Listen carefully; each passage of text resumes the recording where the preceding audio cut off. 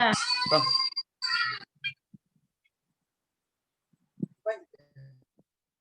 Baiklah, kami dari kelompok 4. Di sini saya dan rekan-rekan saya akan menjelaskan tentang diskusi tentang permasalahan kami mengenai dengan sar alkaloid pirolidin. Nah, adapun teman-teman saya itu Wafika Alfia dengan NIM 047, Dinor Tumorang dengan NIM 056, Yupita Sri Rizky dengan NIM 071, Nadia Kotrunada dengan NIM 073, dan saya sendiri Joni Ernst Tumorang dengan NIM 098. Nah, langsung kita mulai ke permasalahan yang pertama, yaitu permasalahan saudari Wafika. Kepada Wafika dipersilakan. Baiklah, permasalahan yang pertama yaitu pirolidin ini dibuat dengan perlakuan 1,4 butanadiol dengan amonia di atas katalis oksida. Di antara beberapa penggunaan pirolidin, aplikasinya sebagai bahan penyusun dalam sintesis senyawa organik kompleks yang diyakini sebagai yang paling penting. Nah, mengapa hal itu demikian? Baiklah, pada teman-teman yang ingin menjawab permasalahan saya, disilahkan.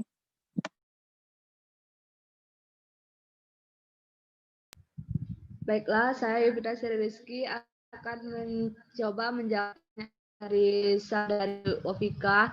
Di sini, pirolidin dibuat secara industri dengan reaksi 1,4 butanol dan amonia pada suhu 165 sampai 200 derajat Celcius dan tekanan 17 sampai 21 MPa. Dengan adanya katalis oksidasi kobalt dan nikel yang didukung pada alumina, reaksi dilakukan dengan fasa cair dalam reaktor bundel tabung atau tabung kontinu yang dioperasikan dalam metode gas siklus katalis disusun sebagai unggun tetap dan kooperasi dalam metode Alwa. Produk diperoleh setelah pemurnian dan pemisahan multistage dan dengan distilasi ekstraktif dan ezoterik. Terima kasih. Baiklah, terima kasih kepada Saudari Yupita. Di sini saya tidak setuju dengan jawaban Yupita karena Pita ini tidak menjelaskan mengapa senyawa ini paling penting begitu. Adakah teman-teman yang ingin menambahkan jawaban? Dipersilahkan.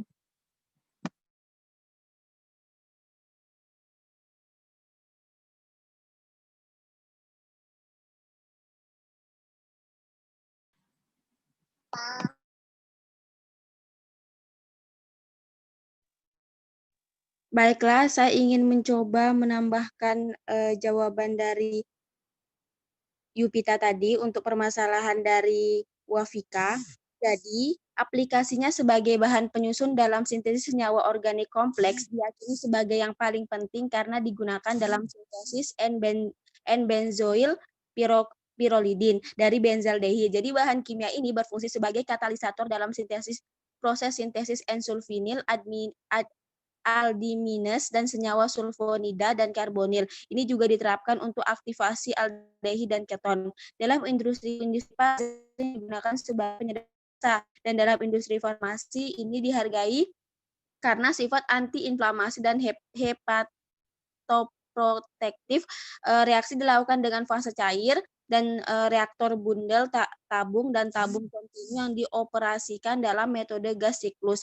Katalis disusun sebagai unggun tetap dan konversi dilakukan dalam modifikasi aliran bawah. Jadi produk diperoleh setelah pemurnian dan pemisahan multistage dengan distilasi ekstrak dan azeotropik. Demikian saya kembalikan moderator. Baiklah, terima kasih atas jawaban Nadia dan Yupita. Di sini saya dapat menyimpulkan bahwa aplikasinya sebagai bahan penyusun dalam sintesis senyawa organik kompleks ini diyakini yang paling penting karena digunakan dalam sintesis N-benzolpirolidin dan benzaldehid. Nah, bahan kimia ini berfungsi sebagai katalisator dalam proses sintesis N-sulfinil aldimines dari senyawa sulfonamida dan karbonil. Ini juga diterapkan untuk aktivasi aldehida dan keton. Baiklah, terima kasih. Dilanjutkan kepada permasalahan yang kedua. Terima kasih kepada Wafik. Kita masuk ke masalah kedua dari saudari Dinora Situmorang. Kepada Dinora dipersilakan. Baiklah, dilanjutkan pada permasalahan saya, yaitu 2,5 dihidroksimetil 3,4 dihidroksipirolidin atau DMDP adalah alkaloid pirolidin yang diisolasi dari tanaman Lancocarpus cereus. Saat ini studi DMDP diuji sebagai penghambat glikoprotein. Nah, kenapa DMDP ini dapat digunakan sebagai penghambat glikoprotein? Nah, apakah ada teman-teman membantu menjawab permasalahan tersebut? Baiklah, saya akan mencoba menjawab pertanyaan dari saudara Dinora di sini. Berdasarkan literatur dijelaskan DMDP tersebut dapat menjadi penghambat dengan sel MDCK terinfeksi influenza virus dan virus disebabkan dengan adanya berbagai jumlah DMDP. Glikoprotein diberi label dengan menambahkan mannose atau galaktosa ke media. Virus isolasi dengan sentrifugasi diferensiasi dengan untuk mendapatkan glikopeptida. Glikopeptida ini diisolasi dengan kromatografi pada biogel P4, kemudian dicerna bersama endoglucosaminidase H, ENDO-H, dan dikromatografi ulang dengan kolom biogel P4 dalam kendali virus lebih dari 70% glikopeptida resisten terhadap ENDO-H dan sebelumnya dikarakterisasi sebagai jenis kompleks oligosakarida 20 sisanya yaitu 26% sensitif terhadap ENDO-H dan termasuk tipe high mannose. Namun dengan adanya DMDP 250 Pg per mili, lebih dari 80% gilopeptida rentan terhadap pencernaan oleh ENDO-H. Mungkin hanya demikian.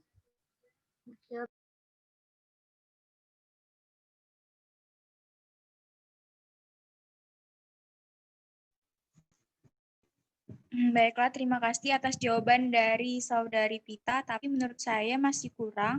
Saya ingin, apakah teman-teman ada yang bisa menambahkan jawaban dari Saya akan menambahkan jawaban dari saudari Pita, yaitu mirip hasil diperoleh dengan glikoprotein seluler. DMDP tidak menghambat penggabungan leusin menjadi protein dalam sel MDCK. Juga tidak menghambat virus produksi yang diukur dengan jumlah plak atau uji hemaglutinasi. Nah, DMDP memang menyebabkan beberapa penghambatan penggabungan mannose ke dalam sakarida terkait lipid, tapi penggabungan ke dalam oligosakarida terkait lipid tidak terlalu terpengaruh dan penggabungan menjadi protein dirangsang. Hasil ini menunjukkan bahwa alkaloid pirolidin adalah kelas baru dalam pemrosesan penghambat. Terima kasih. Terima kasih atas jawaban dari Saudari Pita dan Saudara Juni. Jadi dapat saya simpulkan bahwa DMDP tersebut dapat menjadi penghambat dengan sel MDCK terinfeksi influenza virus dan virus dibesarkan dengan adanya berbagai jumlah DMDP.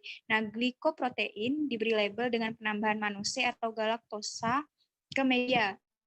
Virus diisolasi dengan sentrifugasi diferensial dan diobati dengan pronase. Nah, untuk mendapatkan glikopeptida ini diisolasi dengan kromatografi pada biogel P4, kemudian dicerna bersama endoglucosaminidase atau ENDO-H. Nah, kemudian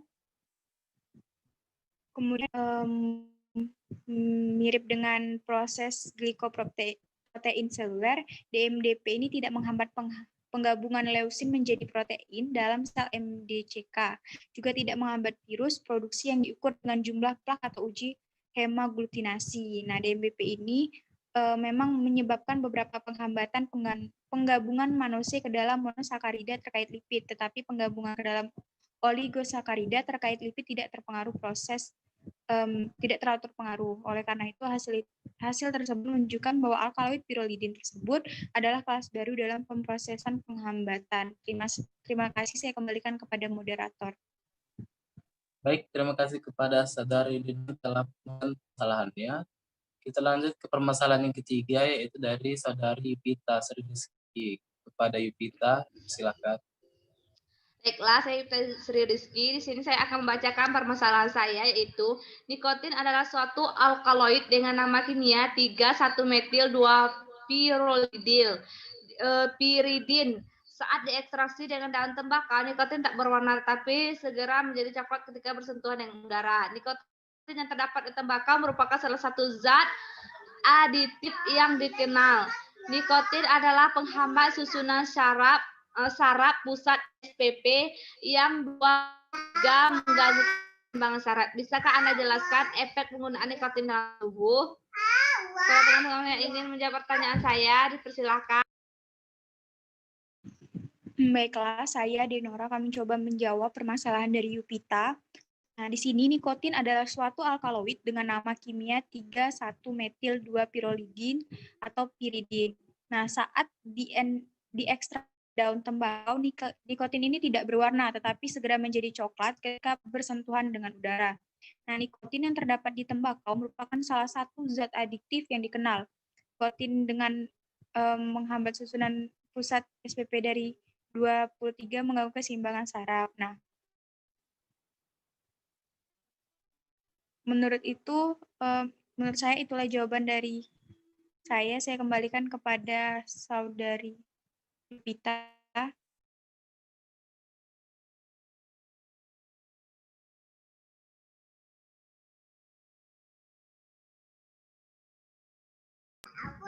Baiklah, menurut saya pertanyaan Saudari Dara ini kurang lengkap. Adakah teman yang ingin menjawabnya? Baiklah, di sini saya akan menambahkan jawaban. Jadi, siapapun yang merokok atau menggunakan produk lain yang mengandung nikotin ini berpotensi mengalami kecanduan. Namun, beberapa faktor berikut ini dapat meningkatkan risiko seseorang untuk mengalami kecanduan nikotin itu. Yang pertama adalah usia. Nah, semakin muda usia seseorang saat mulai merokok, semakin besar pula kemungkinan menjadi perokok berat saat dewasa. Yang kedua adalah genetik. Nah, faktor genetik dapat mempengaruhi reseptor otak untuk merespon nikotin dalam dosis tinggi. Yang terakhir adalah depresi. Nah, banyak penelitian menunjukkan bahwa terdapat hubungan antara kebiasaan merokok dan gangguan mental seperti depresi, skizofrenia, atau PTSD. Terima kasih. Baiklah, Pak, simpulkan bahwa merokok itu dapat menyebabkan kecanduan, di mana siapapun yang merokok atau menggunakan produk lain yang mengandung nikotin berpotensi mengalami kecanduan. Namun beberapa faktor berikut ini dapat mengakibatkan risiko seseorang untuk mengalami kecanduan nikotin. Pertama itu ada usia. Semakin muda usia seseorang saat merokok, maka semakin besar kemungkinan menjadi perokok saat berat saat dewasa. Yang kedua itu ada genetik. Faktor genetik dapat mempengaruhi reseptor otak untuk merespon nikotin dalam dosis tinggi. Yang ketiga itu depresi. Banyak penelitian menunjukkan bahwa terdapat hubungan antara kebiasaan merokok dengan penggunaan mental seperti depresi, skizofrenia atau PTSD.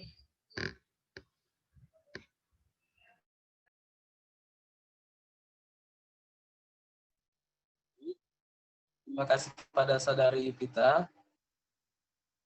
Kita lanjut ke permasalahan yang keempat, itu dari Denora Situmorang.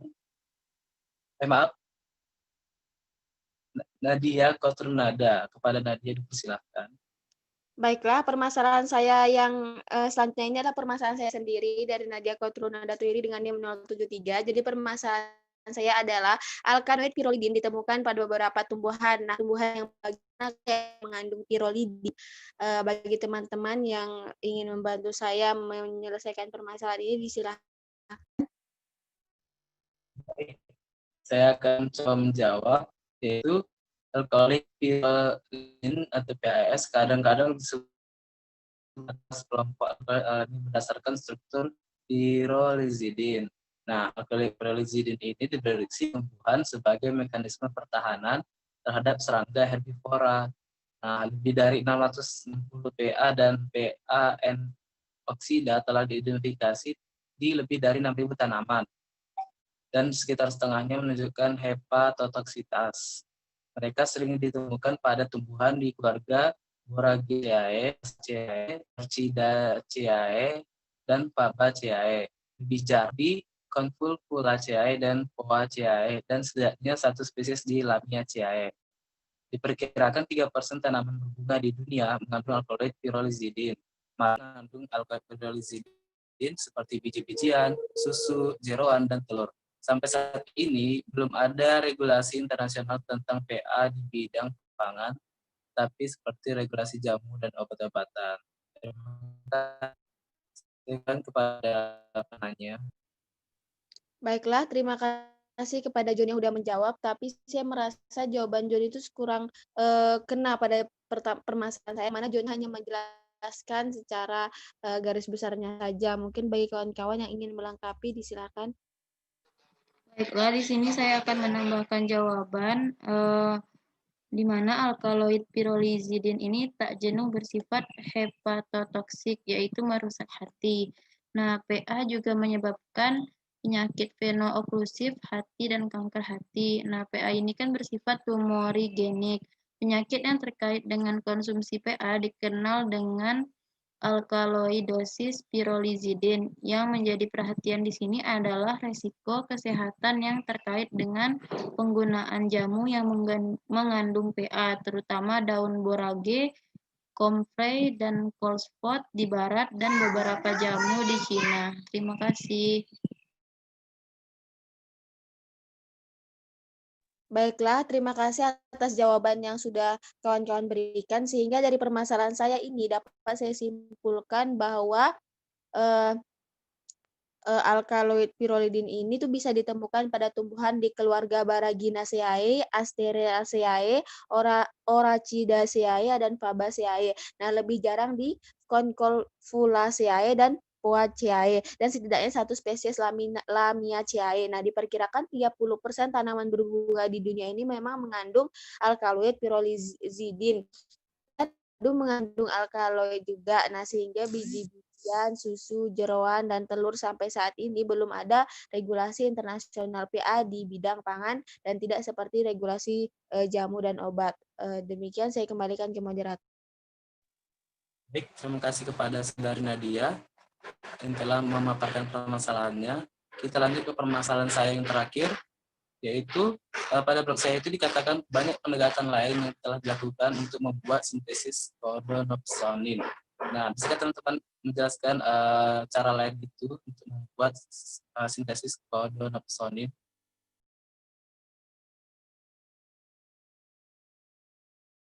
Baiklah, saya akan mencoba menjawab permasalahan dari saudara Yoni.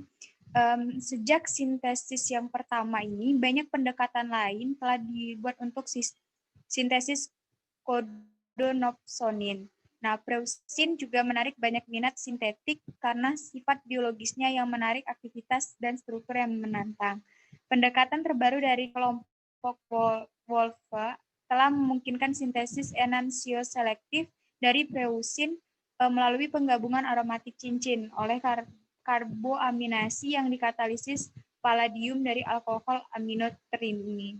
Jadi itulah jawaban dari saya. Saya kembalikan kepada saudara. Baik, terima kasih kepada Saudari Dinora.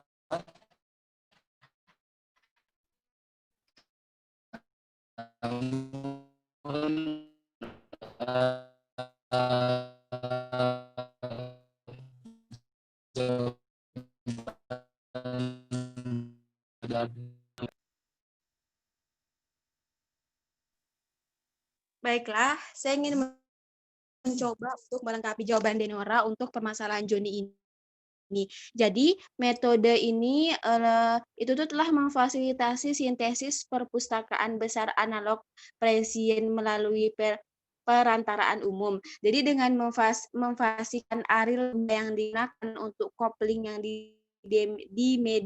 dimediasi palladium. Jadi pendekatan sintesis ini memungkinkan pengujian biologis yang lebih eksklusif melalui studi SAR yang berlangsung. Jadi metode Wolff yang menghasilkan sintesis plus min enantiomer dari preusin dan mulai dari dekanal, penentuan reaksi aril Grignard ke chiral sulfilimin yang diturunkan dari dekanal memberikan suatu diastromer pada saat pemurnian. Seperti itu, saya kembalikan kepada.